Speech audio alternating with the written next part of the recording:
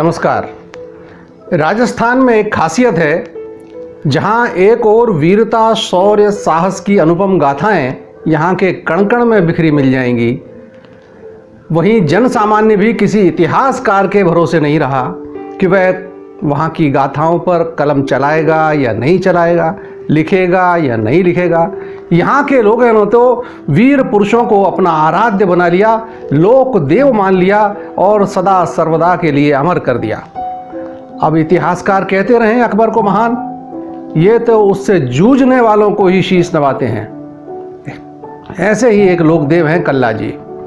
इनकी गाथा सुनकर आपके दिमाग में यह सवाल अवश्य उठेगा कि क्या सचमुच अकबर को महान कहा जा सकता है? क्या केवल विजेता होना ही महानता का लक्षण है? क्या चरित्र का कोई विचार नहीं किया जाना चाहिए? खैर, आइए हमारे आज के कथानायक कल्ला जी पर एक नज़र डालें। यह वह दौर था जब मारवाड़ के अधिकांश राजघराने अकबर के सामने नतमस्तक हो चुके थे। राजा रजवाड़े विवशता में एक के बाद एक उसके साथ रोटी बेटी का संबंध बनाते जा रहे थे। ऐसे में अकबर के कानों में बूंदी की राजकुमारी के सौंदर्य की चर्चा आई, तो उसने भरे दरबार में बूंदी नरेश से राजकुमारी का हाथ मांग लिया। यह उन्हें अपमानित करने की कुचेष्टा ही कही जाएगी। विवाह संबंधों की चर्चा व्यक्तिगत होती है या सार्वजनिक? बेचारे बूंदी नरेश हक्के बक्के रह गए और उनके मुंह से सहज निकल गया, लेकिन महाराज, मेरी बेटी का संबंध तो तय हो चुका है। और राजपूत अपनी जबान से नहीं फिरते। लेकिन अकबर चतुर भी था और जिद्दी भी। अब तो वह आमादा हो गया। उसने कहा, नहीं नहीं, आपको जुबान से फिरने की ज़रूरत नहीं है।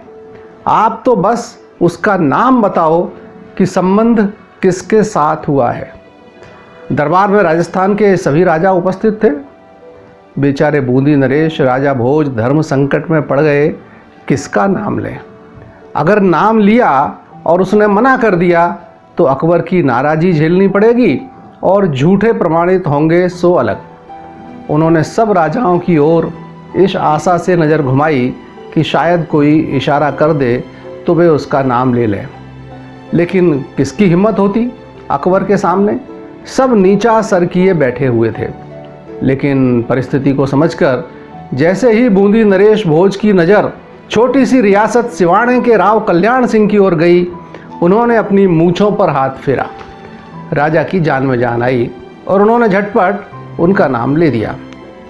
चिढ़े हुए अकबर ने उस समय तो कुछ नहीं कहा, किंतु बाद में राजस्थान के बड़े बड़े राजाओं, यहाँ तक कि कल्याण सिंह जी के काका जोधपुर नरेश उदय सिंह जी के माध्यम से कल्याण सिंह पर दबाव डलवाया कि वे संबंध के लिए ना कह दें।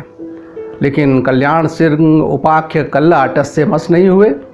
तब बादशाह ने अपना काम बलपूर्वक साधने के लिए उदय सिंह के साथ इन्हें एक अभियान पर भेज दिया, ताकि पीछे से वह दबाव डालकर शादी कर सके। लेकिन कल्याण सिंह रास्ते में ही 500 विश्वस्त घुड़सवारों के साथ बूंदी जा पहुँचे और राजकुमारी भानुकुमारी के साथ विधिवत विवाह कर सिवाना आ गए। लेकिन अकबर को कोई शर्म हया तो थी नहीं। उसने एक विशाल फौज मिर्जा खां और कल्याण सिंह के काका उदय सिंह के नेतृत्व में सिवाने पर चढ़ाई के लिए भेज दी। यह समाचार पाकर कल्याण सिंह ने हाड़ी रानी भानुकुमारी को सुरक्षा की दृष्टि से उनके पीहर बूंदी रवाना कर दिया। रानी ने विदा लेते समय कल्ला जी से पूछा, अब कब दर्शन होंगे? कल्याण सिंह जी ने हंसते हुए कहा, अगर जीवित रहा तो श्रावण शुक्ल पक्ष की तीज के दिन तुमसे आकर मिलूंगा। हाड़ी रानी ने गंभीरता से कहा, ठीक है, लेकिन अगर उस दिन अर्धरात्रि तक नहीं पधारे तो मैं अपना नश्वर शरीर त्याग दूंगी। बादशाह की फौज को घेरा डाले हुए 6 माह से अधिक समय हो गया और श्रावण भी आ गया। वचन के मुताबिक कल्ला जी तीज के दिन एक गुप्त मार्ग से निकले और अनेक कठिनाइयों के साथ बूंदी जा पहुँचे।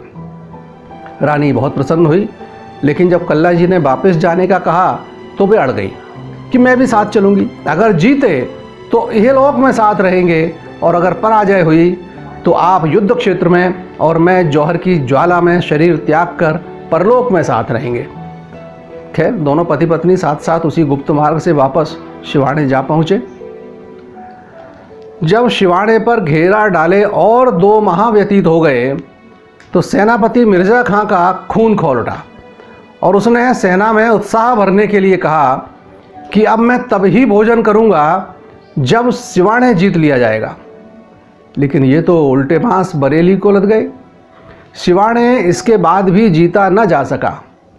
मरता क्या न करता, सेना नायक को भोजन कराना भी जरूरी था। अतः योजना बनी कि एक लकड़ी और कागज़ का नकली किला बनवाया जाए और उसे फतेह कर खां साहब को भोजन कराया जाए। नकली किला बना और उसके नकली दुर्ग रक्षक भी खड़े किए गए। लेकिन जिन नकली दुर्ग रक्षकों को खड़ा किया गया आखिर थे तो वे भी राजपूत ही। उन्होंने सचमुच की ऐसी लड़ाई लड़ी कि सबके होश उड़ गए। यह नज़ारा दुर्ग से देखकर कल्ला जी ने भी शत्रु सेना पर पीछे से धावा बोल दिया। जोधपुर नरेश उदय सिंह की राजपूत सेना के भी कई लोग इस लड़ाई में भाग लेने से पीछे हट गए और इस प्रकार वह नकली किला भी नहीं जीता जा सका। किंतु गद्दार न होते तो भारत का भविष्य भी कुछ और होता। 3 गद्दारों के कारण किले के उस गुप्त द्वार की जानकारी मुगलों को मिल गई और किले का द्वार खुल गया। मगसिर बदी 7 संवत 1638 को राव कल्ला जी केसरिया वस्त्र पहनकर किले से बाहर आए। जय एकलिंगनाथ, जय महादेव के नारों से आसमान गूंज उठा। दोनों हाथों से तलवार चलाते कल्ला जी रणभूमि में जिधर से गुजरते उधर शत्रु सेना का सफाया हो जाता। लेकिन यह बेमेल लड़ाई आखिर कब तक चलती है? आखिर एक सैनिक ने मौका देखकर कल्ला जी पर पीछे से हमला कर उनका सर काट दिया। लेकिन शत्रु दल में यह देखकर भगदड़ मच गई, हड़कंप मच गया कि वह बिना सर का धड़ भी तलवार चलाते उनका सफाया कर रहा था।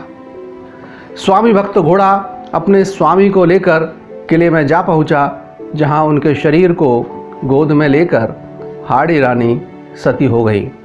अब अन्य राजपूत ललनाओं ने भी जौहर का मार्ग पकड़ा। वैसे लोक कथाओं के अनुसार कल्ला जी ने चित्तौड़ की रक्षार्थ वीर शिरोमणि बुजुर्ग जयमल के साथ वीरगति पाई थी, किंतु हमने यह कथानक किशनगढ़ राजघराने द्वारा प्रकाशित पुस्तक के आधार पर तैयार किया है। उनकी स्मृति में हर वर्ष बलिदान स्थल पर मेला लगता है, किंतु उसमें कल्ला जी की अंतिम इच्छा अनुसार जोधपुर राज परिवार का कोई व्यक्ति सम्मिलित नहीं होता, उसे अनुमति ही नहीं होती। अगर अन्य लोक गाथा का वर्णन आपको पढ़ना है तो हमारी वेबसाइट क्रांतिदूत पर पढ़ा जा सकता है। उसकी लिंक डिस्क्रिप्शन में दी जा रही है। नमस्कार।